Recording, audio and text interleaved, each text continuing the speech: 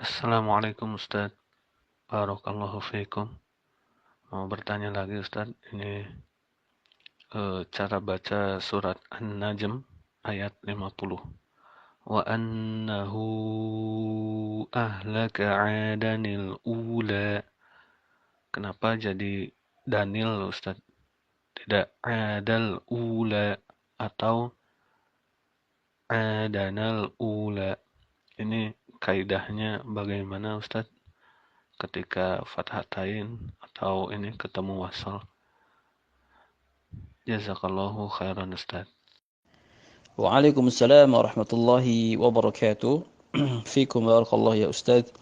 Pertanyaan antum pada surat An-Najm ayat 50 ya. Wa annahu ahlaka 'adanil ula.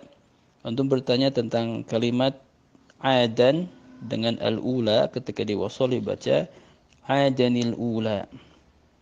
Ini sudah dibahas oleh para ulama tajwid di buku-buku tajwid mereka.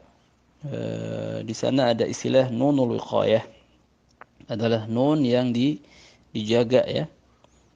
Ini ketika ada huruf yang tanwin, mau fathatain, kasratain atau dhammahtain, dia bertemu dengan hamzah wasal. Dan tentunya huruf setelah hamzah wasal ini pasti huruf sukun. Nah, jadi fathatain, kasratain atau dhammahtain atau huruf yang berharakat tanwin, sebagaimana yang kita ketahui bahwa di sana terdapat huruf nun. Ya, dalam tanwin itu ada huruf nun sukun Ustaz. Ya. Nah, makanya ketika dia diwasalkan dengan huruf atau dengan kalimat yang terdapat hamzah wasal di sana, berarti dia bertemu dengan huruf sukun juga. Jadi kalau kita lihat ada nun sukun pada tanwin ketemu huruf sukun setelah hamzah wasal. Nah, ketika ada huruf sukun dengan huruf sukun bertemu, ini kaidah bahasa Arab, kaidah lughah maupun kaidah tajwid, ya, itu huruf sukun pertama diberikan harakat kasrah. Jadi ketika ada iltiqa'us sakinain, ketika ada dua huruf yang sukun, maka tidak mungkin kita membaca sukun dua-duanya. Harus ada yang diharakatkan.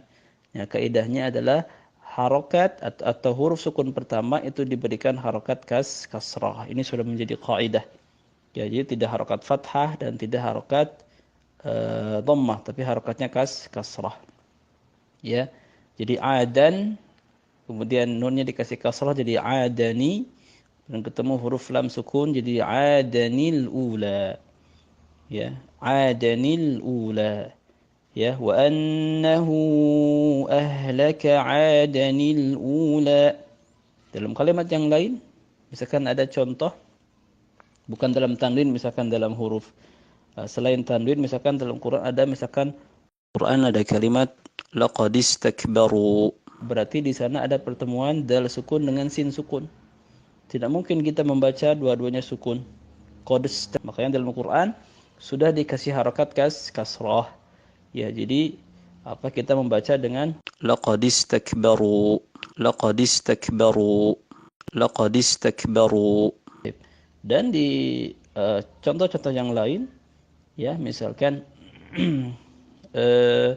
surat Al-Ikhlas, ya, qul huwallahu ahad, ahadun, kalau waqaf jadi ahad. Nah, ketika wasal, ya harus ada nun yang dijaga di situ. Ya, jadi qul huwallahu ahadunillahus samad. Jadi nun dikeluarkan, kemudian dikasih harakat kasrah.